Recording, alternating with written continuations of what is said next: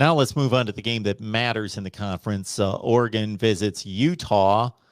As you mentioned, the Utes, for as well as they're playing relative to the conference, and that's what the context that needs to be placed there, because they didn't play a dominant game against Arizona, and the week before they lost to Oregon State.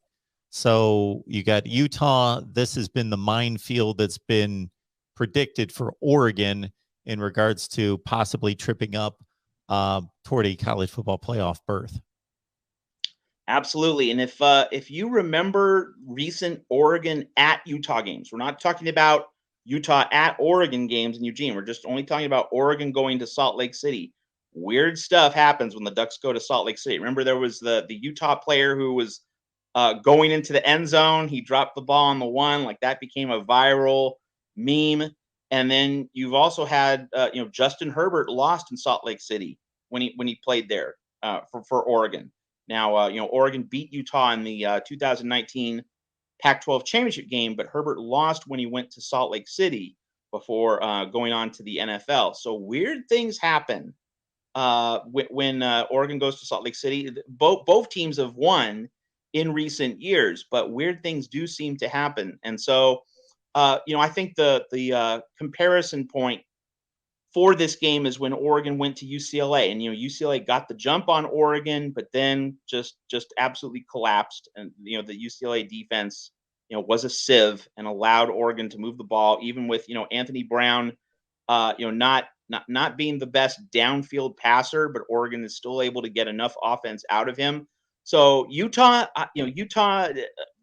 has a better defense than UCLA. Obviously, that's a low bar, but I think the larger point is, is Utah going to allow Oregon to get away with, what it did against Ohio State, keeping the game in this small, like 15 to 20-yard box where Anthony Brown never has to throw the ball down the field. He can just throw into the short flats, throw high percentage passes, doesn't have to risk making any kind of unnecessary throw where an interception is remotely possible. He can just make all these safe throws. Oregon can mash on the opposing defensive line. That's what Oregon did against Ohio State. That's what Oregon wants to do against everybody. It's what Oregon will try to do against Utah. Kyle Whittingham doesn't have his best defense by far at Utah. It got shredded by Oregon State a few weeks ago. But Kyle Whittingham knows defense well enough to realize, hey, I need to load up the box. I need to take away the run. I need to make Anthony Brown beat me down the field. I think Utah is definitely going to do a better job than UCLA did of taking away the run and forcing Anthony Brown to make a downfield throw. I've talked to Oregon insiders the past few days, and they've said, their receiving core has been really quiet this season. And this is the game where the Ducks need a breakout game from a wide receiver. You look at their backfield, CJ Verdell got injured, of course. He might have been a Heisman contender if he hadn't gotten injured. He popped off that 77-yard touchdown run against Ohio State, one of the signature plays of that game. So Travis Dye's filled in, and he's been very good.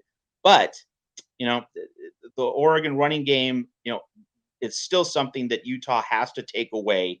They have to put this game in Anthony Brown's, not just his hands, they need to put it in his arm. Because, like, Brown can scramble for first downs. So making Anthony Brown win, that's not really Utah's focus. It's making Anthony Brown win with the pass. With his legs, he's really very good. So Utah needs to make Anthony Brown beat them with the pass. That is the epicenter of this game in Salt Lake City.